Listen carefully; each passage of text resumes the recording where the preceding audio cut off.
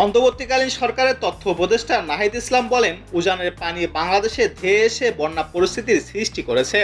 কোনো ধরনের আগাম সতর্কতা ও প্রস্তুতি নেওয়ার সুযোগ না দিয়েই বাঁধ খুলে দেওয়া হয়েছে। এর মাধ্যমে ভারত অমানবিকতার পরিচয় দিয়েছে এবং বাংলাদেশের সঙ্গে অসহযোগিতা করেছে। অন্তর্বর্তীকালীন সরকারের উপদেষ্টা পরিষদের বৈঠকে শেষে রাষ্ট্রীয় অতিথি ভবন যমুনার সামনে এক সংবাদ ব্রিফিংয়ে তথ্য উপদেষ্টা এসব কথা বলেন। এ সময় বিভিন্ন বিষয় নিয়ে পরিবেশ, বন ও জলবায়ু পরিবর্তন ও পানি উপদেষ্টা সৈয়দ রিজওয়ানা হাসান এবং যুব ও ক্রীড়া উপদেষ্টা আসিফ মাহমুদ সজীব ভূঁইয়াও কথা বলেন। তথ্য উপদেষ্টা বলেন, আমরা আশা করব দ্রুততম সময়ের মধ্যে ভারত বাংলাদেশের জনগণ বিরোধী এ ধরনের নীতি থেকে সরে আসবে। ভারতের এই নীতি নিয়ে বাংলাদেশের শিক্ষার্থী ও জনগণ ক্ষুব্ধ। নাহিদ ইসলাম আরও বলেন, বাংলাদেশ ও ভারতের জনগণকে কিভাবে একত্রে এ ধরনের প্রাকৃতিক দুর্যোগ থেকে রক্ষা করা যায় সে বিষয়ে সুষ্ঠু সমাধানের পথ বের করতে হবে।